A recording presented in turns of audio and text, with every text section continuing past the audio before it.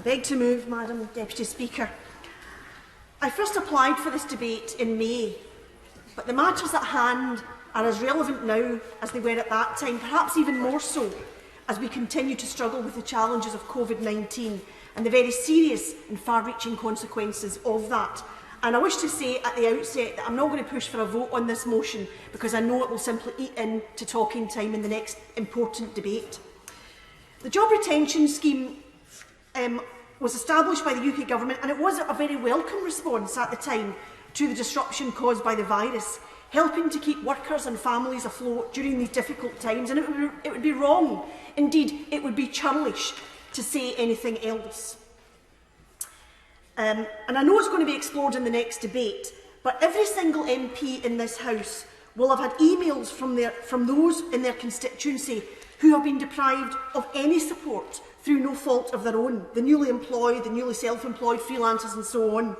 And the injustice of being excluded from supports has had very profound consequences for those affected, and they're now in their 6th month with no wages coming in. And for far too many, there's no end in sight to their troubles. For these people, this should have been quickly addressed by the Chancellor when the up to 3 million excluded came to light. It should have been addressed, and it still can be addressed.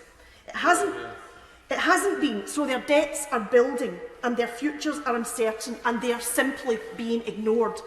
Hearing, as we have many times in this chamber, of the Chancellor's bounty for other workers does not pay their bills. It only increases their sense of being overlooked and ignored. The words "we are all in this together" ring hollow and mocking in their ears, and we shall hear more about that in the next debate. But now we face the situation with the job retention scheme being wound down at the end of October, with hundreds of thousands, perhaps millions of people losing their jobs.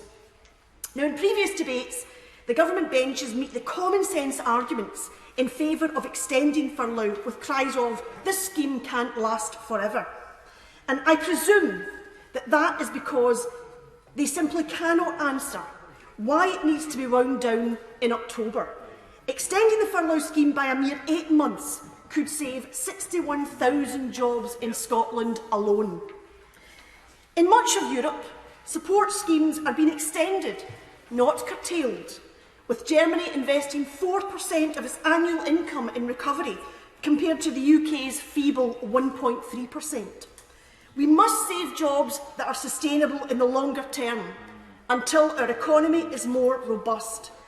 Many self-employed people overlooked entirely by the job retention scheme, must also be included. Otherwise, we face a wave of job losses and millions will face enormous ongoing financial hardship, with some sectors of our economy taking years to recover and some jobs lost forever. Would you give me on that? I will indeed. I'm very grateful to my honourable friend for giving way. She talks about some sectors struggling, and indeed transport and in particular aviation would be one of those sectors. Would you agree with me that the government aren't going to extend a version of the furlough scheme for all sectors, then at least they should be looking at specific sectors that are really struggling? I thank the honourable gentleman for his point, and he's absolutely correct. We need sectoral support. Some areas are desperately looking for help, but we need to extend in general this scheme. To wind down this scheme and withdraw all support at the end of October, just as payment holidays are ending, will do huge damage to workers, their families, as many will face losing their homes and any hope of financial recovery. Tens of thousands of viable jobs could be saved with an extension of support.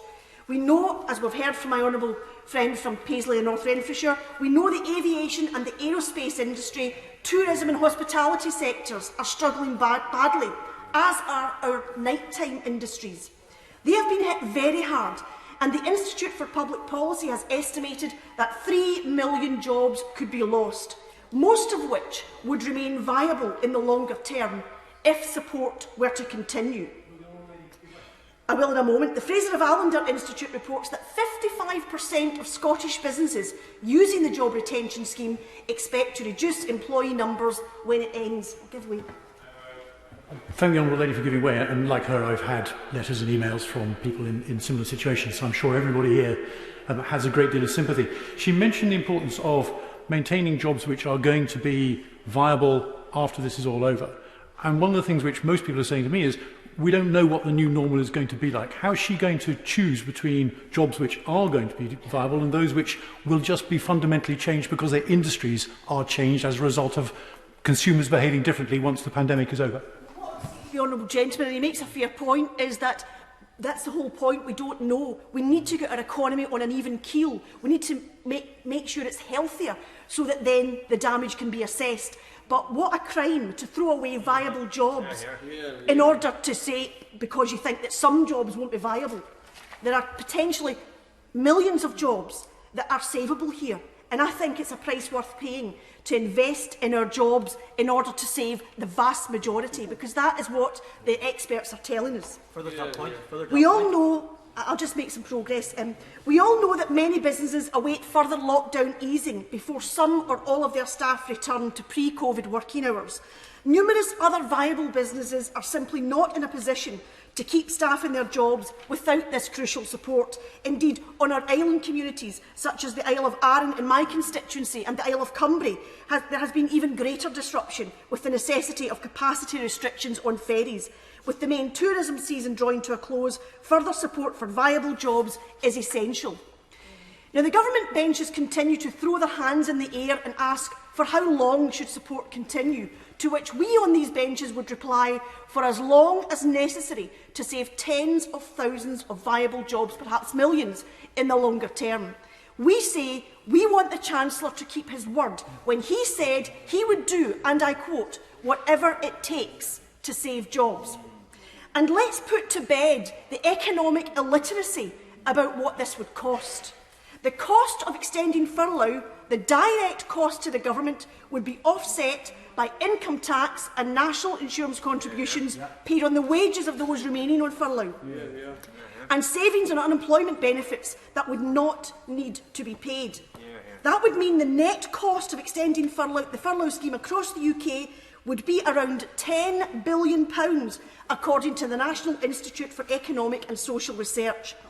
And we also need to factor in how this would help economic growth and actually leave public debt slightly lower as a share of GDP than if the scheme were to be closed down next month. And that is before you factor in what would likely be a very significant social cost of not extending this scheme. Without an extension, employment is likely to be as high as 10%. I will give way to the Honourable Lady.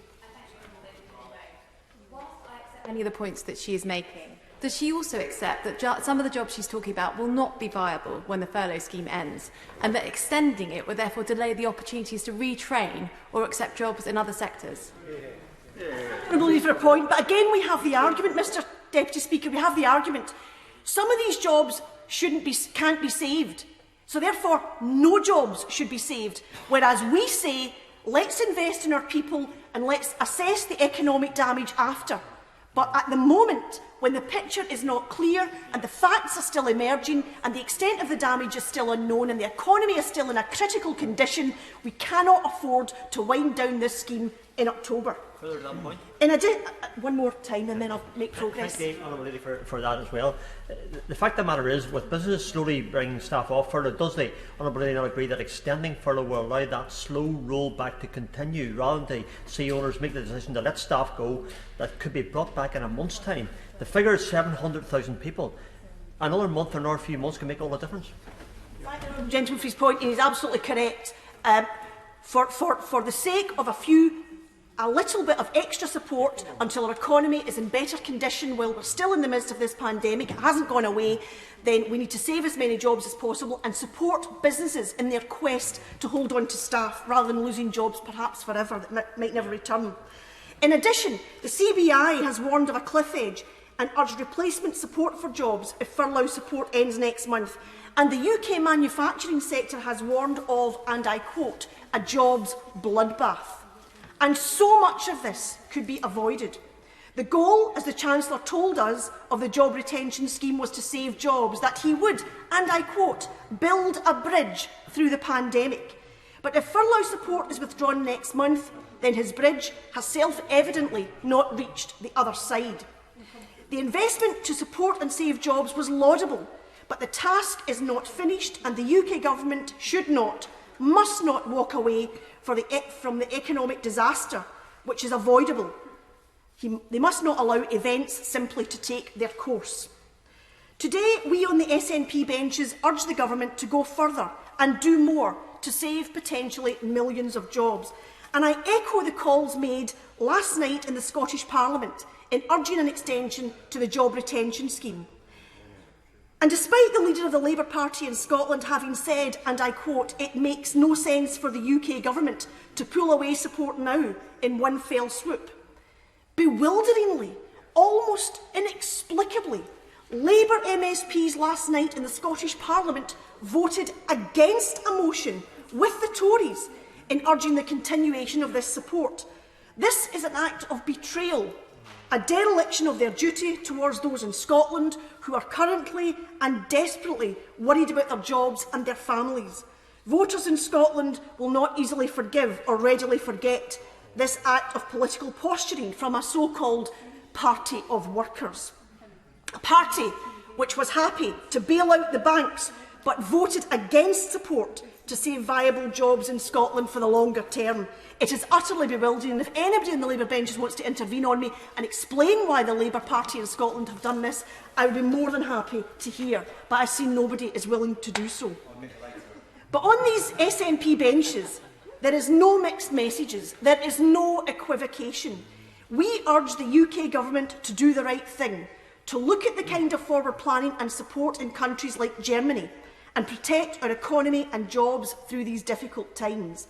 If these calls go unheeded, then we in Scotland will simply be further persuaded that we need these powers for ourselves to make our own decisions. There is a tsunami of job losses heading our way. It is not inevitable. We can stem the tide. We urge the government to use every tool at its disposal to do so, extend support for jobs and ensure that those who have been unjustly excluded are given the support they need during these difficult times.